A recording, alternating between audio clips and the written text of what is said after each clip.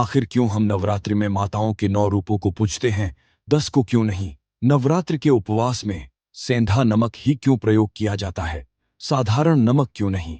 रावण दहन और नवरात्रि के बीच क्या गहरा संबंध है? चलिए वीडियो को शुरू करते हैं। क्या आपको पता है हमारी पृथ्वी प्रति नवरात्रि का सबसे पहला व्रत किसने रखा था?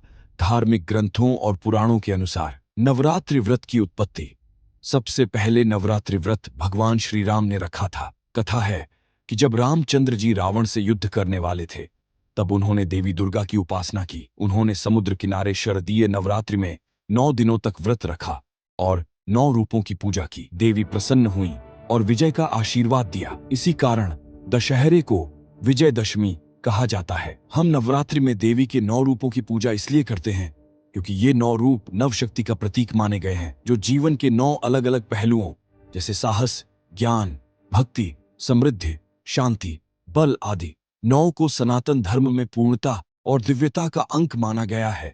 जैसे नवग्रह, नवदुर्गा, नवदा भक्ति। देवी के 10वें रूप महाकाली को परम शक्ति का स्वरूप माना गया है, जिसकी उपासना साधारण गृहस्थ जीवन में नहीं की जाती, बल्कि तांत्रिक साधना या विशेष अवसरों पर ही की जाती है। इसलिए सामान्य नवरात्रि में केवल 9 रूपों की पूजा होती है और 10वें को गूढ़ साधना का विषय माना जाता है। नवरात्रि के उपवास में सेंधा नमक साधारण नमक प्रयोग न करने का कारण यह है कि सामान्य नमक समुद्र से बनता है और उसे रासायनिक प्रक्रिया से तैयार किया जाता है, जो शरीर में गर्मी और अशुद्धि बढ़ाता है, जबकि उपवास का उद्देश्य शरीर और मन को शुद्ध रखना होता है। दूसरी ओर सेंधा नमक रॉक सॉल्ट प्राकृतिक खनिजों से युक्त, सात्विक और आसानी से पचने वाला माना जाता है। आयुर्वेद के अनुसार यह शरीर की पाचन क्रिया को संतुलित करता है और उपवास के दौरान थकान या कमजोरी नहीं आने देता। इसी कारण व्रत में केवल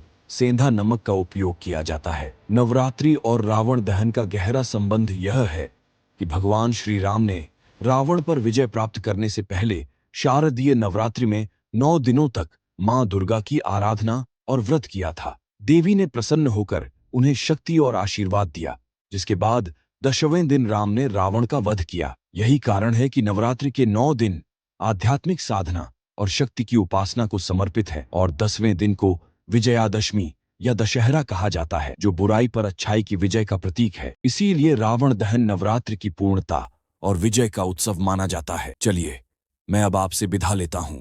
जल्दी ही मिलते हैं ऐसे ही रोमांचक वीडियो के साथ। बोलिए हर हर महादेव।